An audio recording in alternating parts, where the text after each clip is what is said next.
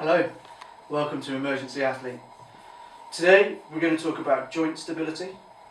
In particular, we're going to look at knee and shoulder stability. Now, why do we want stable joints? Two prime reasons. Firstly, we don't want you to get injured. Executing the wrong pattern over a period of time will cause lots and lots of small damage every time you do it, and eventually that damage accumulates and you have one catastrophic injury.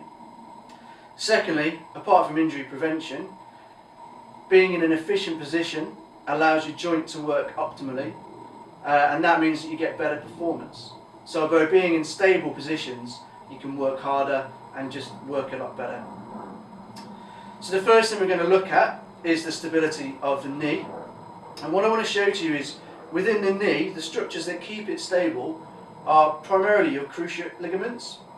So if we just zoom in for a second, you'll see in your knee you have a posterior cruciate ligament, and the anterior cruciate ligament crosses over the top, obviously.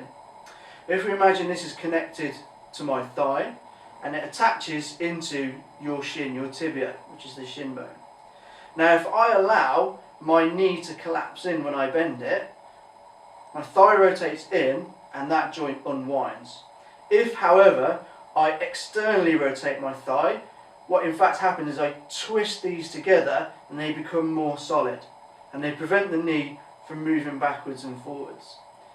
So if we zoom out and look at that in a practical demonstration of a squat, what you'll see, I get my feet placed about shoulder width apart, and prior to the move I'm going to screw my feet into the floor, and you'll see this as a slight rotation in the thigh, and that's now tightening that joint up, and then from here I can get a really nice stable squat down and come back up, and my knees stay out tracking over my toes, and that's a really nice efficient position.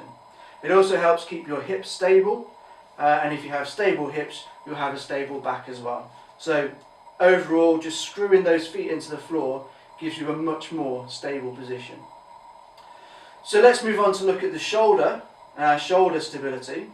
And it's a very similar principle. By using external rotation, we can get more stability in this joint. And I want you to think, in the shoulder, you have the top of the arm, the top of the humerus, it's a ball and socket joint, and it's surrounded by a sac of fluid, a synovial flac.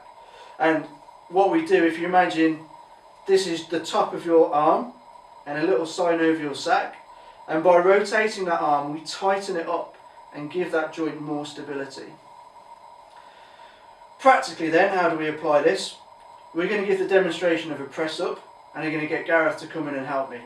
So Gareth, if we come in and just assume the push-up position. Now if you don't screw your hands into the floor, what you'll notice from the first press up is that Gareth's elbows will flare out to the side. Okay, good stuff. Whereas this time what we're going to do is we're going to stabilise that joint by screwing the hands into the floor. You'll see the arms will rotate in position, and now as Gareth descends into the press up, you'll notice a slightly different shoulder and arm position, and this is more stable. Okay, thanks. So those are our first two principles. We can go a lot deeper, but we won't just yet.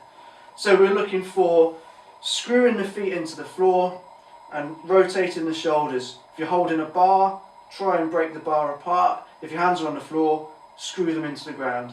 It'll give you much more stable knees and shoulders, less chance of injury, much better performance. That's it for the time being. Thanks for watching. We'll see you next time on Emergency Athlete.